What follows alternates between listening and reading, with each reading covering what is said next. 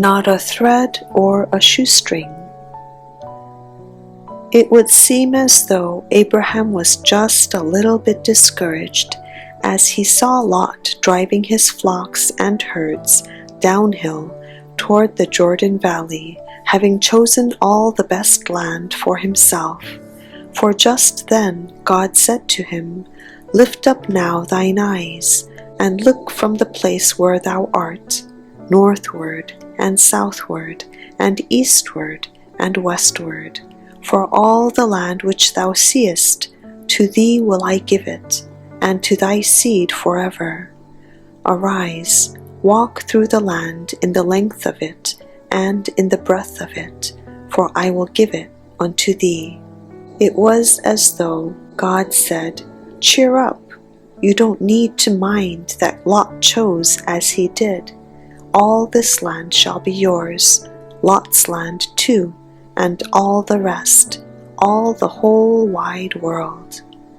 At this Abraham was comforted, and removed his tent, and came and dwelt in the plain of Mamre, which is in Hebron, and built there an altar unto the Lord. He had not been there very long, however, before he learned that Lot was in trouble, plenty of trouble. War had broken out when 4 kings or rulers of Mesopotamia had banded together to attack the kings of 5 cities around the Dead Sea, including the kings of Sodom and Gomorrah. It was 4 kings with 5, the Bible says, and the 5 lost.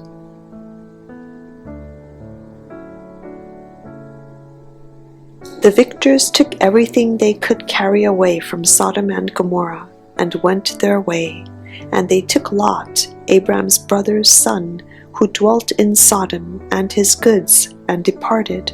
And there came one that had escaped, and told Abraham the Hebrew. What did Abraham do? Did he say, "Serves him right, he asked for it"? No.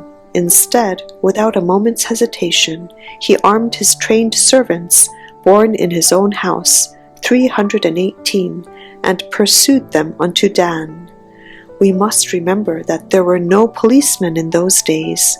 Abraham could not telephone the sheriff's office and ask for help. If Lot was to be rescued, Abraham and his servants would have to do it. Knowing that his little band was greatly outnumbered, Abraham attacked at night, and his ruse was successful.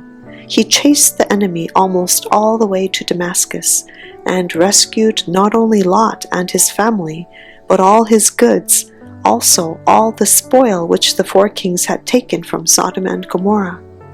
News of the victory spread quickly, and as Abraham returned with Lot and his goods, and the women also, and the people, he was the hero of the day. The king of Sodom came to meet him, feeling very grateful, as you can imagine. So did Melchizedek, king of Salem, who brought forth bread and wine in honor of the occasion.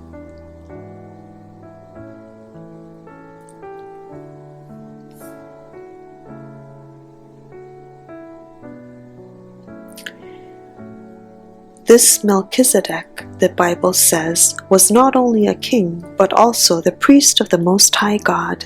When he saw Abraham, he said, "Blessed be Abraham of the Most High God, possessor of heaven and earth, and blessed be the Most High God, which hath delivered thine enemies into thy hand." At this Abraham gave him tithes of all, which means he took 1/10 of all the goods he had recovered, and gave it as a thank offering to this man of God. The rest he prepared to return to the king of Sodom. Generously the king of Sodom said, "Give me the persons, and take the goods to thyself." But Abraham would have none of it, and here again we catch a glimpse of his greatness.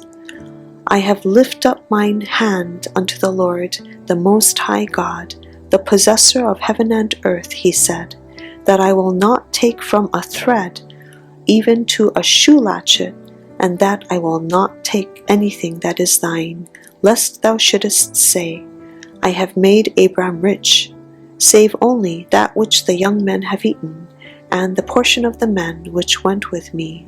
Abraham had learned his lesson. He would not let the king of Sodom say, as Pharaoh had done, that he had made Abraham rich.